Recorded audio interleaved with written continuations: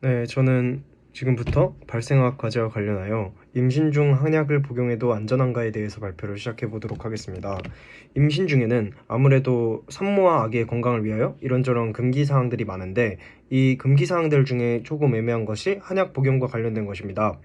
일반적으로 선천적 기형 발생 빈도를 살펴보면 전 출생아의 2에서 3% 정도로 보고되고 있다고 합니다. 이 중에 60에서 65%는 그 정확한 원인이 밝혀지지 않았고, 25%는 유전적인 원인, 5에서 10%는 기형 발생 인자의 영향, 그리고 이 기형 발생 인자 중 약물과 화학제에 의한 빈도는 2에서 3% 정도라고 합니다.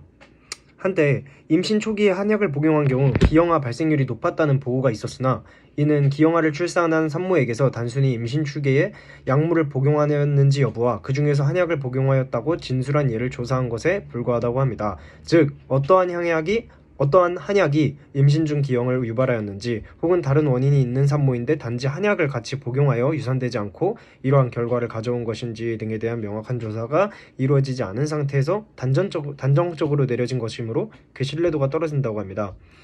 임신 중 사용 한약, 임신 중 한약을 사용하는 것은 수천 년간 실증의학에서 입증된 것이라고 합니다. 한약도 약이므로 많은 사람들이 한약을 먹으면 기형아를 낳을 수 있다고 걱정하는 것은 어찌 보면 당연할 수 있습니다.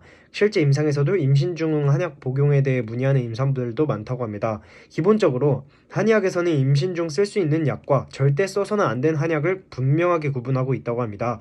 그러나 임신 중에 사용을 금기한 한약이라도 임신 유지에 문제를 일으킬 소지가 있는 약들이지 기형을 유발하는 약은 아니라고 합니다. 그러니까 이렇게 사용을 금기한 한약이라도 그렇게 크게 임신 유지에 문제를 일으킬 소지가 있는 약물이지 기형을 유발하는 약물은 아니라고 하는 것입니다. 최근 임신 중 한약을 복용한 산모들을 대상으로 조사를 했는데 단 한 건도 기형아 보고는 없었다고 합니다.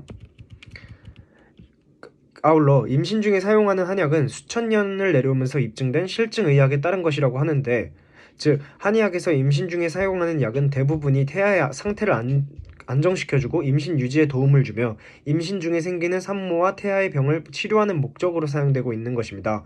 그래서 따라서 한의사의 정확한 진료가 있다면 한약 복용은 크게 걱정하지 않아도 된다고 생각하고, 그리고 특히 임신 중 하열로 유산이 걱정되거나 심한 입덧으로 고생하는 경우 한약 복용이 도움이 될 수도 있다고 합니다. 이렇게 발생학 과제와 관련해서 한약 복용이 임신한 임산부에게 효과가 있나 아니면은 역효과가 있나를 살펴보았는데, 저는 제 예상과는 다르게 한약이 임신을 했을 때도 태아의 안정과 같은 부분에 도움을 줄 수 있다는 점이 인상 깊었습니다. 감사합니다.